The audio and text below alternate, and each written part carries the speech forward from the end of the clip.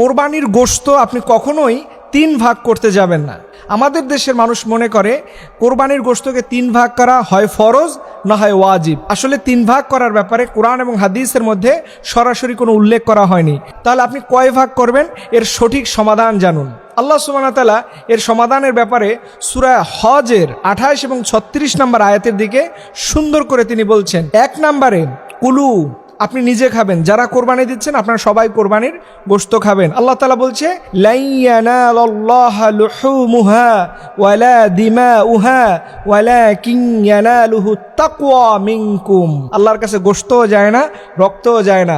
So এই যে গোশতটা আছে এটা আপনি প্রথমে খাবেন। 2 নম্বরে বা ইসুন, দেখবেন হঠাৎ করে কিছু মানুষ সমস্যায় পড়ে গেছে। গত বছর সেও কোরবানি দিছিল কিন্তু এবছর দিতে পারে নাই, 2 বছর আগে দিছে সে এবছর দিতে পারে নাই।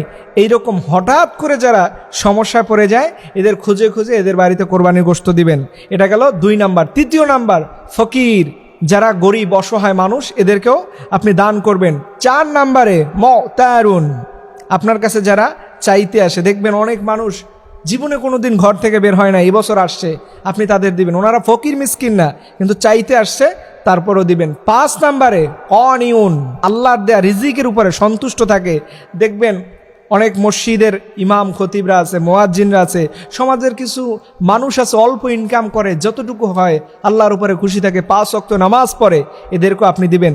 দেখেন এই যে 5টা ব্যাখ্যা বললাম, এখন মনে করেন দেখেন আমাদের দেশের নিয়মটা আর এই নিয়মটার ভিতরে পার্থক্য কোন জায়গায়। আপনি নিজে খেলেন, আত্মীয় স্বজনকে দিলেন, আর ফকির মিসকিনকে দিলেন। আচ্ছা, ফকির মিসকিনকে দিলে সেই জায়গায় কি আমরা ওই যে কোন মানুষের এবছর কোরবানি দেয় নাই, যাদের আর্থিক অবস্থা এই বছর খারাপ যাচ্ছে, ওই রকম মানুষদের কি কোরবানি দেওয়া হয়? আমরা অনেক সময় যুক্তি দেই ওরা তো চাইলে কোরবানি দিতে পারতো, ওরা দেয় না, কিপটা মানুষ, এই বলে নিজের মাসালা নিজে সৃষ্টি করে আমরা তাদেরকে কোরবানির গোশত দিতে চাই না। এরকম কিন্তু অসংখ্য ঘটনা আমাদের সমাজের মধ্যে আছে। এর জন্য প্রিয় ভাইরা, যারা কোরবানি আল্লাহর পক্ষ থেকে দিবেন, মাস্ট বি আপনাকে এটা মনে রাখতে হবে আল্লাহর উপরে সন্তুষ্ট থাকতে হবে, আল্লাহকে খুশি করতে হবে। আল্লাহ যার কোরবানির উপরে খুশি হয়ে যাবে তার কোরবানিটা কিয়ামতের দিনে বড় নাজাতের উসিলা হবে। আর আপনি যদি লোক দেখানোর জন্য ফ্রিজ কিনে রাখছেন, এই বছর পুরোটাই ওভারলোড করে ফেলবেন। ইভেন অনেক মানুষ আছে গত বছরে কোরবানির গোশত এই বছর দেখবেন কোরবানির দিনে খাওয়ায়। খবরদার খবরদার, এইভাবে করতে যাবেন না। চাইলে আপনি আরও বেশি দান করতে পারেন, আবার কমও করতে পারেন। যারা 1 ভাগ 2 ভাগ দিবেন তারা যদি এত বেশি করতে যান তাহলে তো নিজেরাও খেতে পারবে না। আপনাদের প্রয়োজনীয় যতটুকু একজন মানুষের দরকার, এর অর্থ এই নয় যে আপনি ফ্রিজজাত করে রাখবেন।